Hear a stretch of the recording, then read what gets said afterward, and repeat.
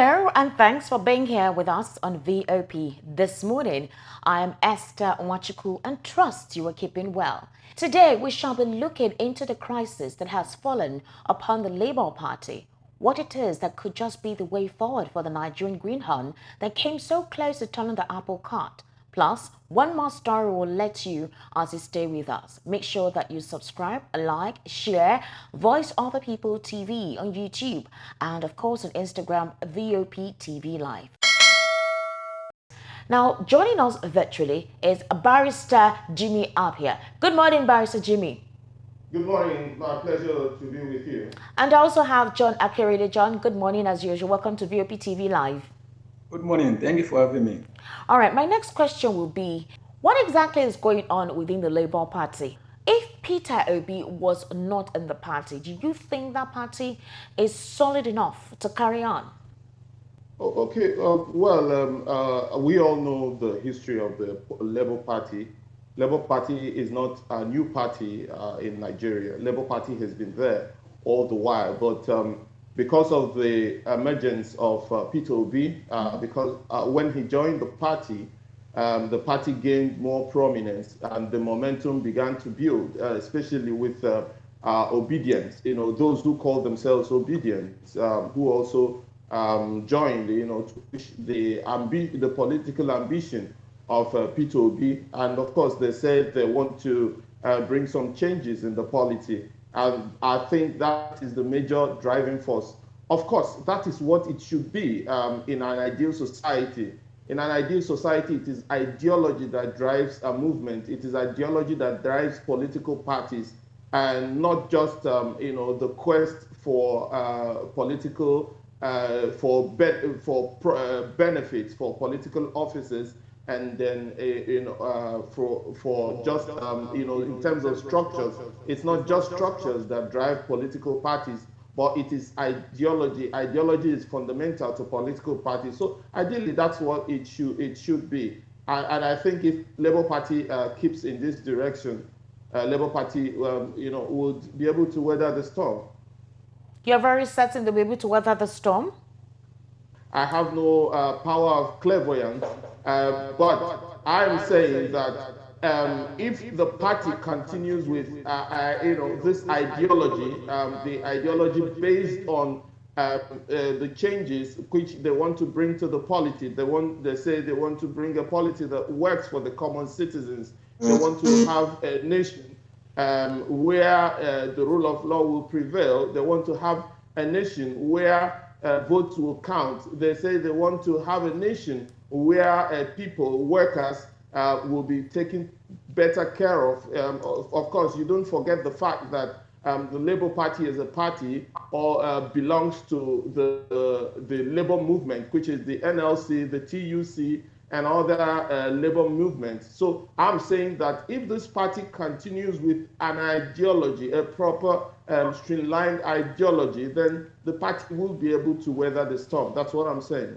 All right, John Okerele, here, this question is for you. The factional chairman of the Labour Party, Jude Abure, has declared that the Asaba National Executive Committee meeting of the party has been illegal. He said that a suspension from the party on him is considered illegal. And he's stating that the presidential candidate of the Labour Party, Peter Obi, is not fit to rule Nigeria. Now, this is one of the persons that has, been in the call while the presidential elections were ongoing, included Guba. During the campaigns, these were also individuals that helped to push out the campaigns, push out the narrative that Peter Obi was the ideal candidate to rule Nigeria and possibly helping to re-strategize most of the political quagmires and challenges in most of our thriving economic sectors that we've been facing. How comes, because of the internal wrangling ongoing within the party itself and possibly the decision of the National Executive Committee, he now considers Peter Obi not fit or not being the ideal person to rule Nigeria, or to be the president of Nigeria?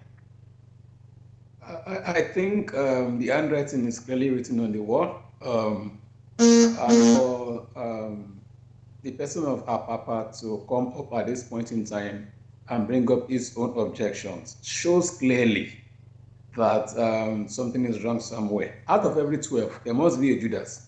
So I'm seeing Apapa as a Judas in Labour Party now. because even to him also, he has seen the handwriting clearly written on the wall that the way we are going our political system, Peter Obi has become a phenomenon and has transformed the way politics ought to be played.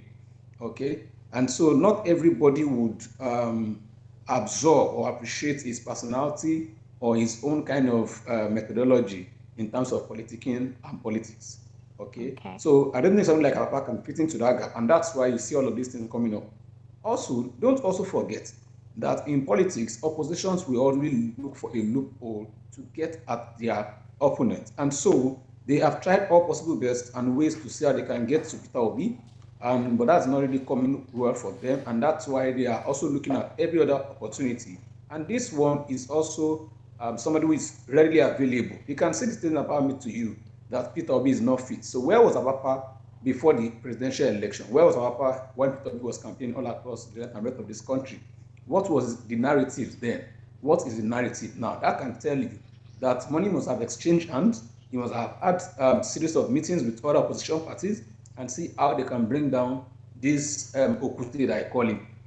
But I think from the last NEC meeting that the Labour Party had, you can see the elected members, both at the National Assembly and all other stakeholders, including the presidential candidate, Peter Obi himself, and all of them have affirmed and reaffirmed consecutively that Julius Abure-led function of the Labour Party is the authentic Labour Party leadership, and that's nothing more to go about. So the likes of Papa can go on with their own opinion. They are right; they have right to their opinion, and they can go on as well as they want to say. But I think what the NEC did is a right thing to do, and that is just to correct the narrative that is going on out there. All right, critics have actually said. Critics have actually said that these are distractions, and possibly there are stooges from opposition political parties to create this crack whereby they will no longer have, the Labour Party will no longer have the credibility with the momentum that it garnered, towards the presidential elections. But there is always a saying that can a head stand without its neck and shoulder, meaning that if Peter Obi is the head and he doesn't have the other limbs to support it, it definitely cannot stand. So, but let's look at the scenario. He was in Asaba recently, I think that was 2 days ago, when they sat down to go through what has been going on within the party itself. And Peter Obi necessarily did not address the current challenges of factionalization within the party. What he basically talked about was his mandate, how he intends to remain with what he promised Nigerians, how he intends to recall or take his mandate or take the mandate of Nigerians and stand by it. And one would think that Peter Obi should intervene in the crisis currently going on within the Labour Party. Do you think it falls within his jurisprudence to intervene in whatever internal wrangling or quagmire that the party is going through?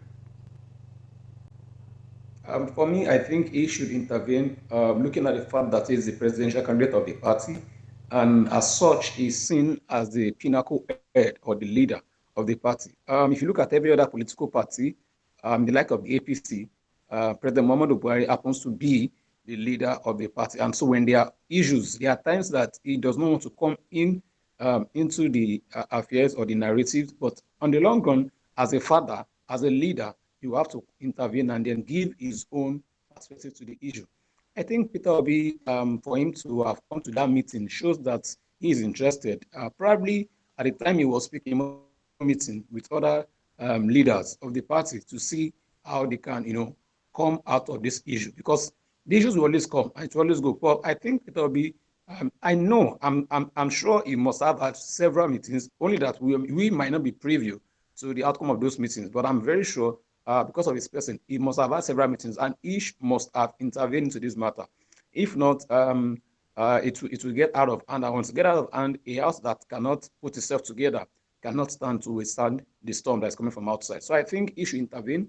It's normal for him to intervene. And as a father and as a leader, I think the people and stakeholders will also listen, and then they can always have a deliberation as to how they can solve their differences, how they can have negotiations, how they can have give and take, persuade each other and see how they can move together as a party, because they are the new bride on the block when it comes to our political standing now. And so their house must be in order, and then then they can go ahead to retrieve the mandates, which they said has been stolen from them. Next question is for you. I wouldn't call it the next question though. Coming from a legal perspective, do we think that Peter Obi should have intervened in the quagmire currently going on with the Labour Party? It made the party seem like they are destructured. That is, they do not have a structure. And if they claim that they intend to rule Nigeria, considering the complex nature of this country and would I say a number of issues that Nigerians are currently going through, it feels like the party doesn't understand the weighty responsibility that it entails to be a leading political party to orchestrate and lead events in the country. So from a legal perspective, do you think that Peter Obi should have tried to resolve the matter way before things devolved to what it is now? From the legal perspective, so let's take it there. Okay. As a lawyer, I think we should put this squarely at the feet of the judiciary. It's unfortunate what is happening in the country, but if the judiciary does not take its duties, squarely the way it's meant to do, and do the right things according to the law, we may actually have a society which will end up in chaos. Because why do I say so? How would a judge now we say, oh, ordinarily you don't comment on matters in court, but of course this is an order which has already been given by the court. How would you, by an interim order, remove the entire leadership, behead a political party by an interim order? By an interim order. We have to note this. By an interim order. So the other party was not heard when a court in Abuja decapitated the entire leadership of the Labour Party. And don't forget that before then, there was also an order of a court of coordinate jurisdiction in Benin saying, do not remove this, no authority should remove the leadership of the Labour Party. Yet a court in Abuja, a court of coordinate jurisdiction, went ahead please, I want this to be noted by the public, by an interim injunction, decapitated the entire leadership of Labour Party without giving them the opportunity to be heard. So I am saying this because we have to be careful in this country. The judiciary should not burn down the country. We should be careful about the things we do. People who have taken judicial oath should respect the oath they took as judicial officers. If not, we may be ending up a society in chaos.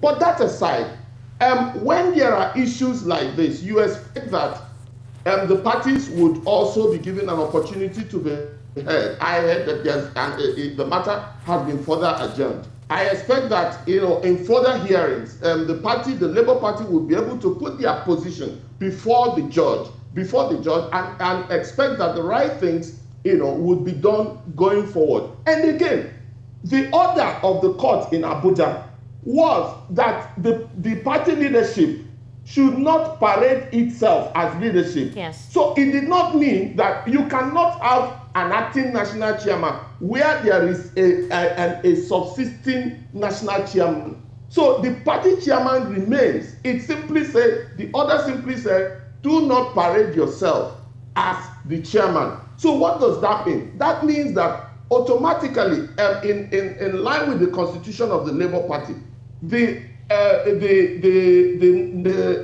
chairman of the party continues in that position, but will not parade it. That's what the order actually says. I don't know how this order is expected to be carried out, but these are the things that when orders are made like this, orders that are not straightforward, orders that seem conflicting with other court judgments, it becomes difficult to implement such orders. And this is the reason why I say that the judiciary in Nigeria should be careful.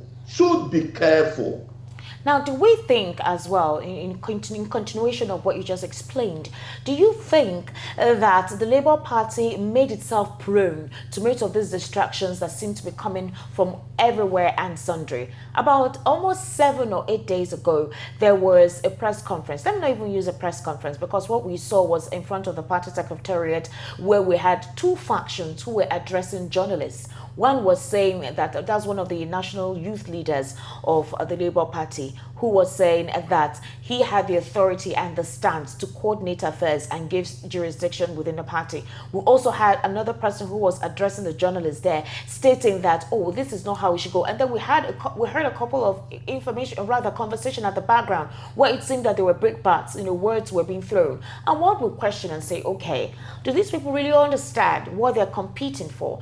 Do they understand the terrain that they're actually getting themselves into?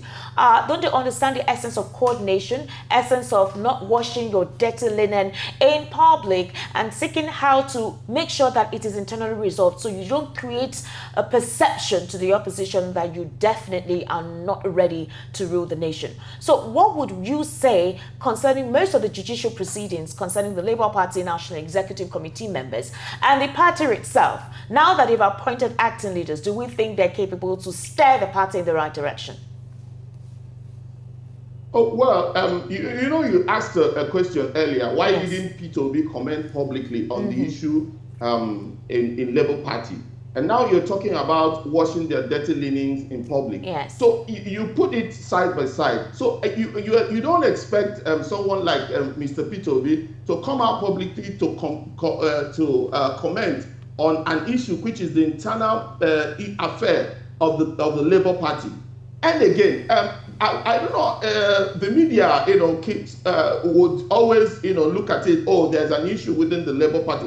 I want the media to also set the agenda, to look at it as interference, external interference within the activities of a Labour Party, because of the Labour Party, of a political party. Because even ordinarily, the court should not interfere within. There are several decided cases on that. So the court should not ordinarily interfere with the internal affairs of a political party. But let's even assume that the court can interfere. Other persons within the Labour Party do not ordinarily have the right to declare themselves whatever they want to declare themselves. It has to come from the neck. It has to come from the party. Okay, assuming that the leadership of the party has been removed, shouldn't every member of the party wait until when the NEC convenes? The NEC will now decide those who would temporarily take the helm of affairs of the party and govern the party until when all the issues are sorted out. So we have to put these things in proper perspective and look at it as people who have other set ulterior motives, trying to cause issues, cause crisis within the Labour Party, and external interference, not just as the Labour Party having issues. Okay. All right. So yes, I was just going to respond to what you were saying. Now, if I understand you clearly, let me take you back a little bit. You do know that when Peter Obi joined the Labour Party and was going to contest on the platform of the party, there were talks about the party not having structure. They said, no, the party doesn't have structure. So because of that, it was going to be difficult for the party to even make any impact. But then we saw a situation whereby it did make an impact. Now we're talking about external influence. And it feels like the party is being picked because it has emerged as a third force in the politics of Nigeria. Is this intended to break down what was not even a structure but survived? Do you think this whole thing going on with the party now and coming from external forces, is it a deliberate attempt by other factors in government to ensure that the party is killed and buried forever? Of course, that's how every objective watcher of political events in this country should say it. It has happened to political parties in the past where external forces try to. Don't forget that it could affect the decision. It could affect the matter already before the petitions tribunal, the presidential election petitions tribunal. Because if the party, purpose, for instance, if a party and the leadership that is opposed to the presidential candidate of the party, gets in, they could work at cross purpose, bring in lawyers who would work at cross purpose with the petition of the leader of the presidential candidate, and that would actually put a death knell on the case of the presidential candidate of the Labour Party. So I think this is what the other persons, these external forces,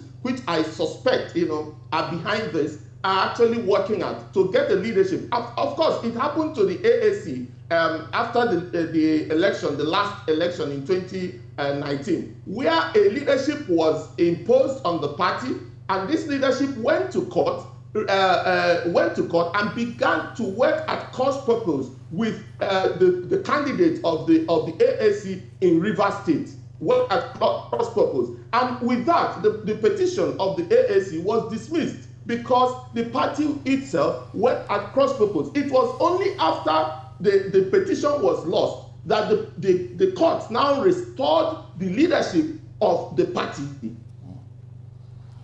All right. So you see, it was already mentioned after that because the particular petition had already been affected by all the issues within the AAC. So this is something that the Labour Party has to be careful, about. And I think that is what those who are doing this are driving at.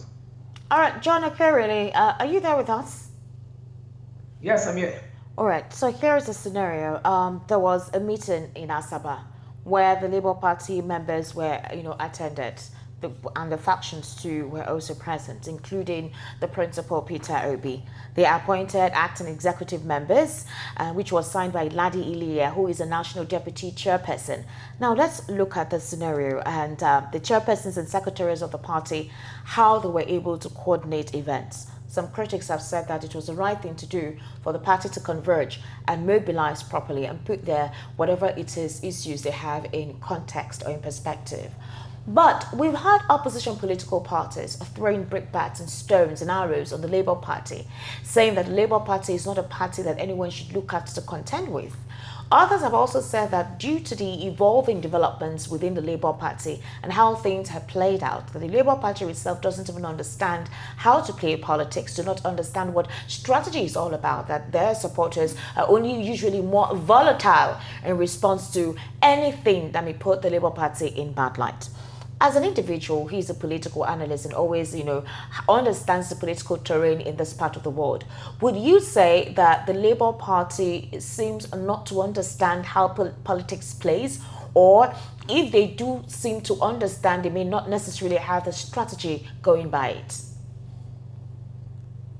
Like I said to you earlier, it's not about you understand how politics is being played. Okay. It's not about strategies. It's about our own way of doing things in this part of the world, and that's why we are always backward. Okay? Go and check other democracies of the world and see how they do things. I think Labour Party happens to be a new bride. Labour Party has been a party that has been existing far for a very long time. Okay? And Labour Party is a party that was underestimated in the last election. Okay? Labour Party was not even seen as a third force. Labour Party was seen as a party that would come to no distance, not even up to having gathered about 1 million votes. Okay, Labour Party was a party that they never expected can even win a seat in the House of Rep, not even a Senate seat, not even a state governor. Okay, and now you can see that they were all shocked. They have senators, they have House of Rep members, and with the way it's going, it's showing to you that when the next cycle of election will come, I can assure you that Labour Party will be stronger, will be better, and will even win more seats because disappointment will come to Nigerians again and again. Mark my words on this platform. Now, this is it. If we say we want to do things well, you should not expect that you won't have lashback and oppositions or rejections coming your way. Because, mind you, these people are used to the same way of doing things for over 30 years. So you coming over to change things, because if Labour Party gets it right, every other opposition party will seem to be a failed party. And that would make sure that people will move out of those political parties in drones to Labour Party, because they would have been seen as an ideal party with good ideology, good people, good products, and good projections. Okay? And so opposition are looking for a way to dismantle this structureless party. You said they do have structure, but they have proven to you that structure is not what works. What works is that you need to connect with the people. Okay? So, and now that they have proven that to you, opposition will always look for a way to make sure that they bring down the relevance and importance of Labour Party as a party and as a structure. So they want to, bring in internal wrangling, even bring in more people who become Labour Party members. And the whole aim of bringing them into the party is to disorganize the party, is to bring chaos into the party. Okay, and they can find their way into leadership position and then bring chaos along the line. So these are things that is a well-calculated strategy for opposition. But I think Labour Party, just like Peter Obi will always say to you, that all this that are coming to him is just to make him stronger, better. And then I can assure you, just like every other political party, Labour Party will come out stronger, better out of this issue. And when they even come out stronger and better, Labour Party will be the party to beat. Mark my words.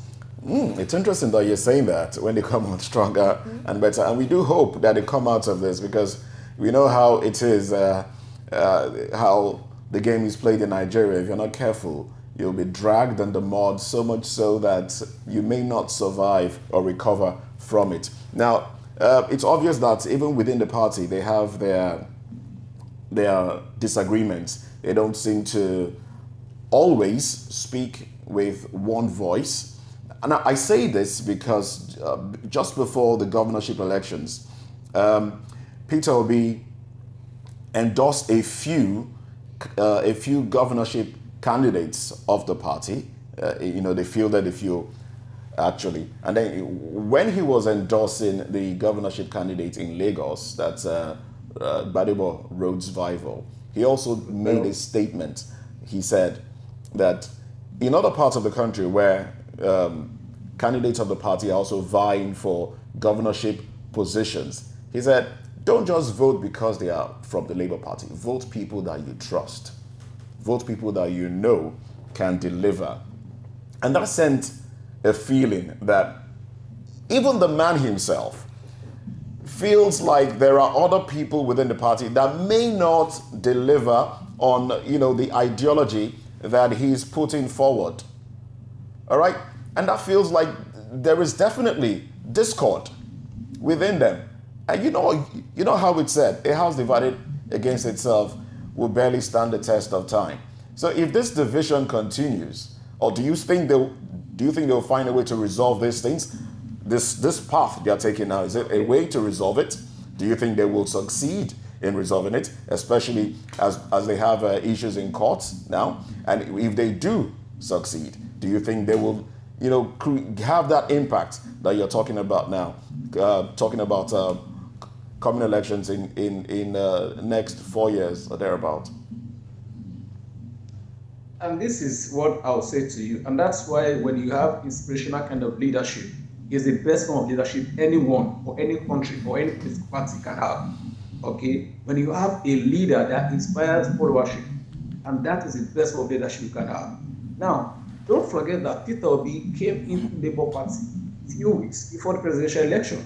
And he was not a founding member of Labour Party, okay? And there are people who have always been on ground in Labour Party from time immemorial, all right?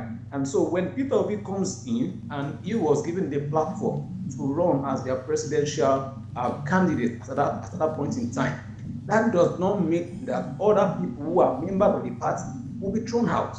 But mind, Peter Obi is a man that has some core values, and anyone who he feels does not have those core values, he cannot endorse, even though you are from the same political party. Okay? And that is just the line that you are talking about here. And I think we should not nail this man to the cross for that. He's just trying to uphold his own self-values. And I can tell you, whoever that is coming into the party after the emergence of Peter Obi, you see that there are people who go to thorough screening, who have their past record, checked, their integrity at stake. These are people that they will have checked the boxes, okay, in terms of integrity, in terms of transparency, in terms of accountability. Have they been able to tick all those boxes? If yes, that's when they can emerge as a candidate of the political party, and that's when the man Peter Obi can now put his own name as a label on the particular person. Okay, you can't vouch for the person you don't know because you have the same political party. No, because if you feel that this person cannot deliver on his promises and you vouch for the person and he finally emerges and win, people will come and point fingers at you and tell you endorsed this man some years ago and you told us to vote for him. Now we voted for him, he has disappointed us, and they will come back to you for endorsing him. Okay, and so I don't want us to nail, but these are issues that I see that would come up. I know these issues will come up. Why? Because there was a rush at that point in time. But now I think the dust are settling down, and that's why we are seeing some of these issues coming up. All right, Barrister Jimmy Abure. Barrister, can you hear me?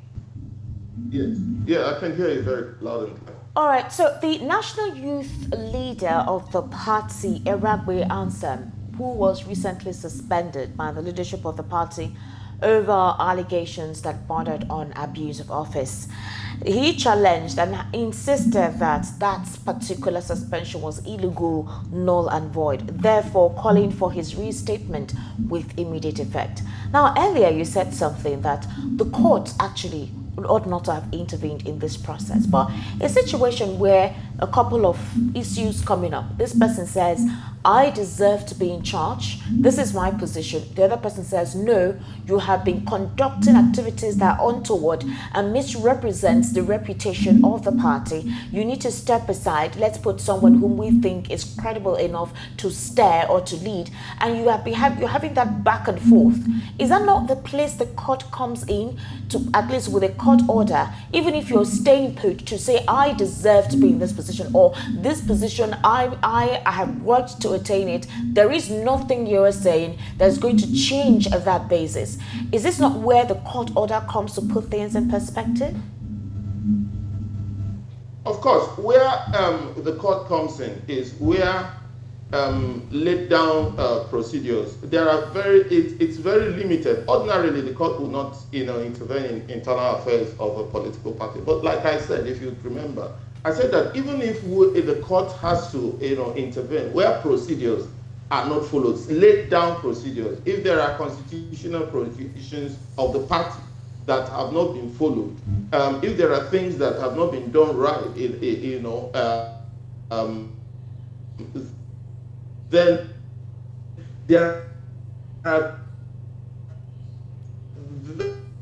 very limited, interference, of course, because the court will always, be able to do justice. So in such instances, but now this person you're mentioning has not gone to court to say, oh, my suspension, I'm not aware, and that is not what the court, was deciding in that particular matter.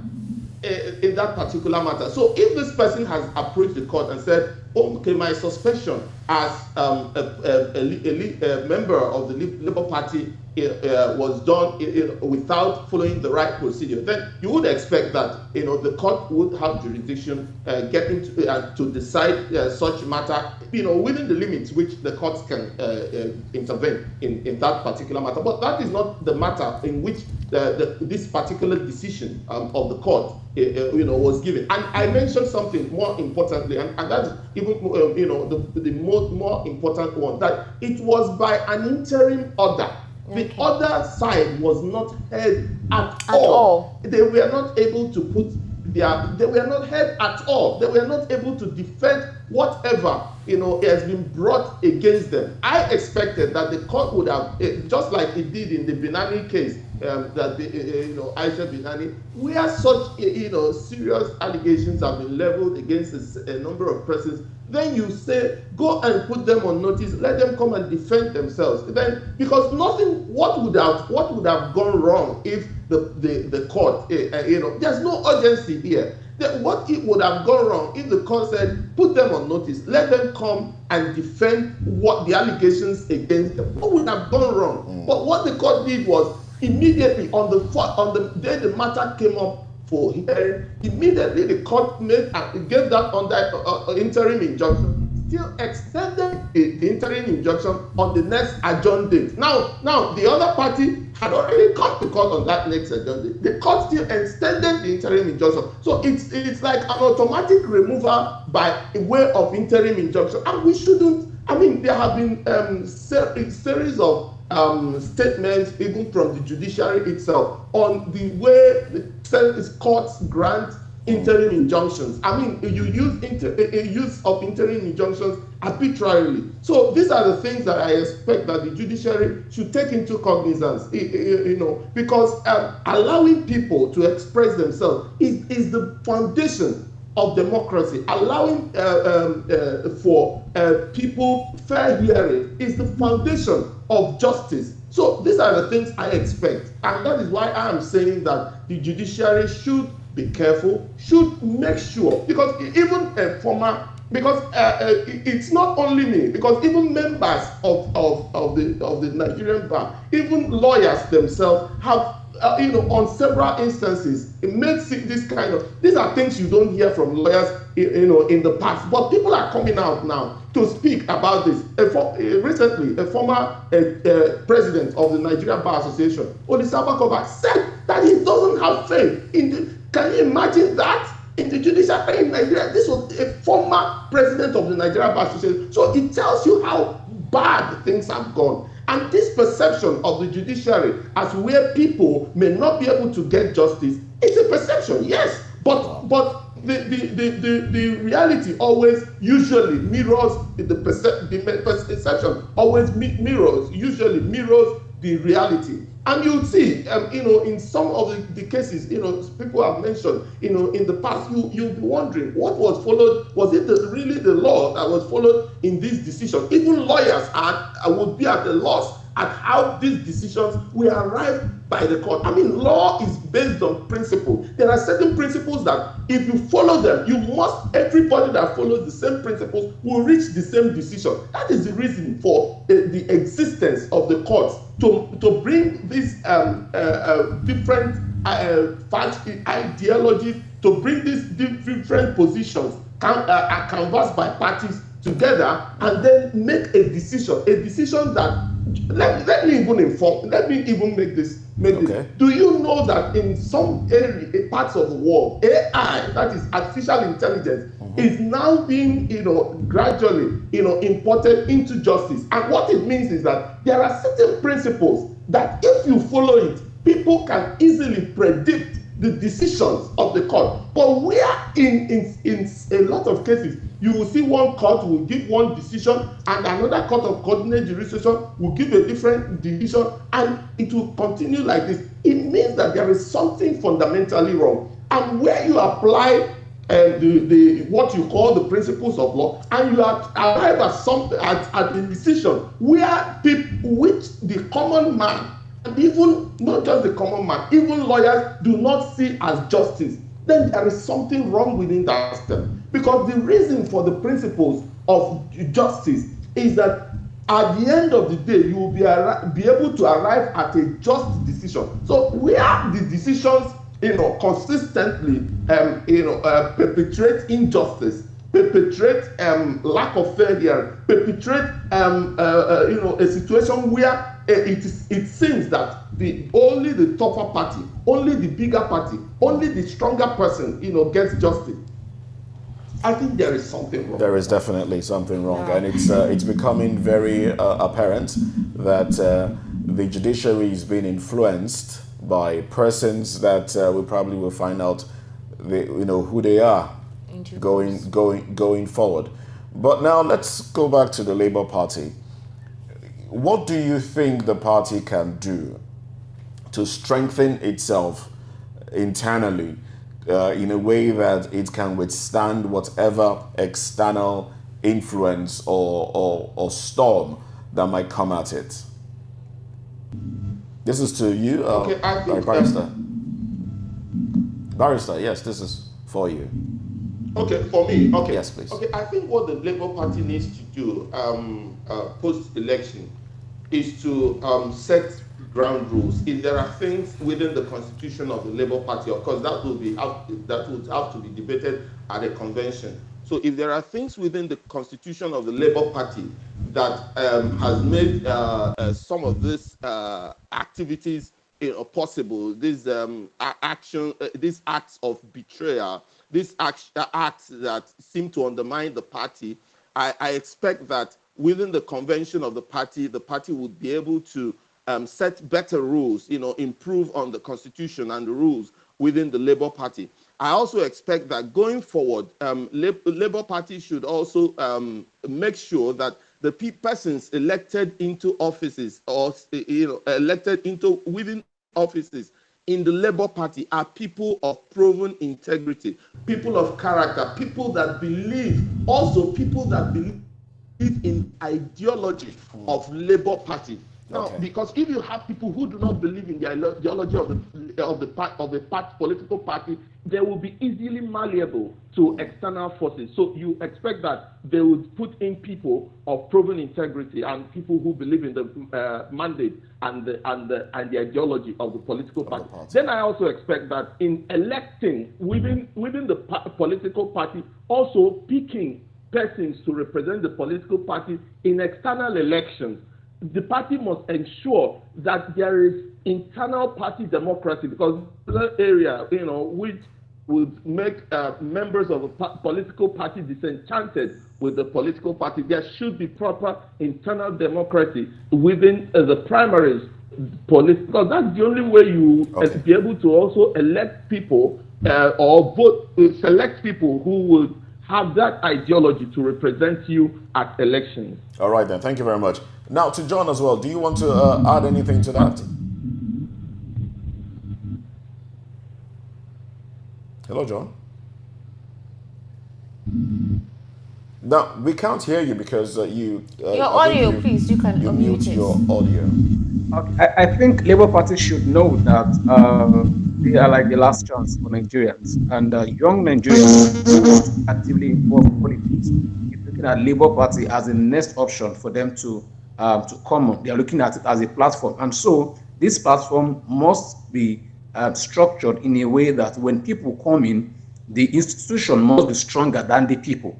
Okay, so that no matter the position you occupy in the party, you will still come to the party ideologies, the party modalities and way of doing things, not according to your own money or according to your own status or according to your own position. And as such, they should use this opportunity to show Nigerians that they are capable of leading this country by doing their own internal mechanism, take away every form of agitation and see how they can come to a round table, have good deliberation and then move ahead and then set agenda for young Nigerians to become members of their party and then move from certain issues and then to taking Nigeria back just as they have proclaimed that they want to do. And I think if they're able to do that, more Nigerians will come on their platform, get registered with the party and then be involved in Nigerian politics because that is our country and we must all contribute our own quota to it. All right then. Well, thank you very much, John Akirile and Barrister Abure. Thank you very much for coming on the show. We honestly appreciate your input. And moving on to the second part. Thank you. Now, how much money is enough money in circulation? Could the CBN be right in the policies that it had brought out? Now, the policies was meant to mop up money in circulation. Has the CBN succeeded in doing that? Now, could the people be wrong? Well, right and wrong. Well, that's in a bit. Stay with us as we go on to the second part of the show.